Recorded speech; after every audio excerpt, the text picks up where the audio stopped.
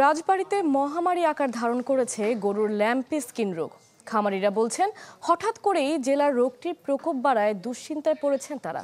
তাদের অভিযোগ, রোগের ভ্যাকসিন বাজারে থাকলেও প্রায়োগিক জটিলতার কারণে মিলছে না সুফল। যত্নে লালন পালন করা গরুর বাছুরটি আক্রান্ত হয়েছে লাম্পি স্কিন ডিজিজে। চোখে মুখে তাই দুশ্চিন্তার ছাপ রাজবাড়ীর গোয়ালন্দ উপজেলার বালিয়াডাঙ্গা গ্রামের খামারি সাদিয়া আফরিনের। জানান, 1 মাস ধরে চিকিৎসা করেও কোনোভাবেই রোগ সারছে না বাছুরটির, ফলে বিপাকে পড়েছেন তিনি। 1 মাস পার হয়ে গেছে, মানে 1 মাস 8-10 দিন হয়েছে এরকম গরুটা এরকম হয়েছে, গুটি রোগ উঠছে। 12,000 টাকা আমার চলে গেছে, তাই এখনো বাছুরটা সুস্থ হয় নাই। এখনো সুস্থ হবে কি না হবে এখন আল্লাহ জানে। লাম্পি স্কিন ডিজিজে আক্রান্ত হয়ে এরই মধ্যে মারা গেছে এই এলাকার 5টি বাছুর। খামারিরা বলছেন, হঠাৎ করে জেলায় মহামারী আকার ধারণ করেছে রোগটি। এই রোগটা আগে হলে জ্বর আসাতে গুটি আসে এরকম চাকা হয় তারপরে এই কেটে দাঁড়ায়। এতে আমি পরে 2,000 টাকার মতো মাংছি। সব ধরনের গরুরই হয়, তবে বাছুর গরুর বেশি হচ্ছে।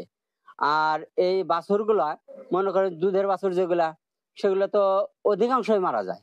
গুটির বিরাম মোটামুটি যেদিন উঠছে সেদিন থেকে 7 দিনের ভিতর আমার বাছুরটা মারা যায়।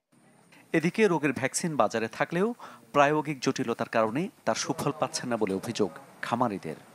ডাক্তার এলাম, ডাক্তার দেখানোর পর বলল যে সারবে নেই, তাহলে সারলো না। গুটি ওঠার গরুর ভ্যাকসিন যদি আমরা পাই, সবাই গরিব মানুষ, তাহলে আমরা সরকারের কাছে এই আবেদনটা আমরা বলছি। ভ্যাকসিন দিয়ে 10টা গরু একসাথে জোগাড় করে দেওয়া তো সমস্যা, তা লাগে বেশি। সিঙ্গেল ভ্যাকসিন হলে পরে ওইটা দেওয়া আমাকে সহজ হয়।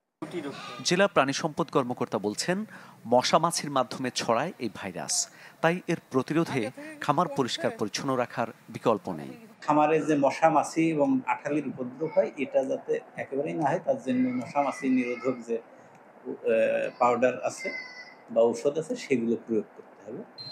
লাম্পি স্কিন ডিজিজ প্রতিরোধে দ্রুত ব্যবস্থা না নিলে বিপর্যয়ে নামতে পারে প্রাণী সম্পদ খাতে, দাবি সংশ্লিষ্টদের। Desk report, channel 24।